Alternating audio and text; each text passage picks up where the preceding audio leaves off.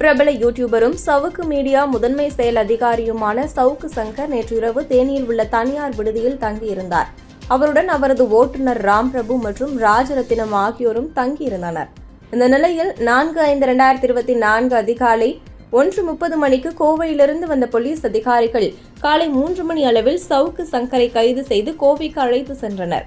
இதனைத் தொடர்ந்து அவருடன் தங்கியிருந்த ராஜரத்தினம் மற்றும் ராம்பிரபு ஆகிய இருவரையும் பழனி செட்டிப்பட்டி காவல் நிலைய போலீசார் கைது செய்து பழனி செட்டிப்பட்டி காவல் நிலையம் கொண்டு சென்று அவர்களிடம் சுமார் 18 மணி நேர விசாரணைக்கு பின் நள்ளிரவு 11:30 மணிக்கு தேனி மாவட்ட நீதிமன்றத்தில் ஆஜர்படுத்தினார்.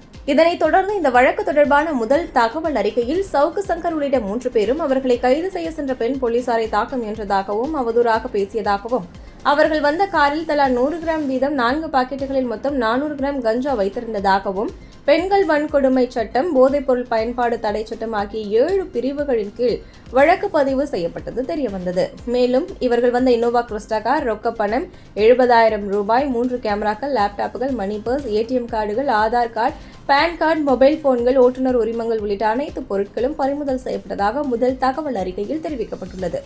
இதனைத் தொடர்ந்து சவுக்கு சங்கர் கோயம்புத்தூர் போலீசாரால் நீதிமன்றத்தில் ஆஜர்படுத்தப்பட்டு 14 நாள் நீதிமன்ற காவலில் வைக்கப்பட்ட நிலையில் ராம்பிரபு மற்றும் ராஜரத்தினம் ஆகிய இருவரும் நள்ளிரவு 11:30 மணிக்கு தேனி மாவட்ட நீதிமன்றத்தில் ஆஜர்படுத்தப்பட்டு நீதிபதி உத்தரவின் பேரில் சிறையில் அடைக்கப்பட்டனர் என்பது குறிப்பிடத்தக்கது.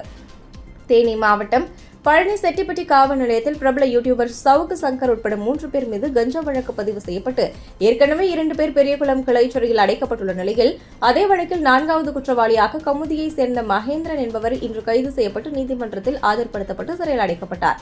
மேலும் மகேந்திரன் சவுக்கு சங்கருக்கு கஞ்சா விற்பனை செய்ததாகவும் மகேந்திரனை பிடிக்க சென்றபோது அவரிடம் 2.6 கிலோ கஞ்சா பறிமுதல் செய்யப்பட்டதாகவும் வழக்கில் கூடுதல் தகவல்கள் சேர்க்கப்பட்டுள்ளன. மேலும் மகேந்திரன் கொடுத்த தகவல்களின் பேரில் இந்த வழக்கில் மேலும் சிலர் கைது செய்யப்படலாம் என எதிர்பார்க்கப்படுகிறது.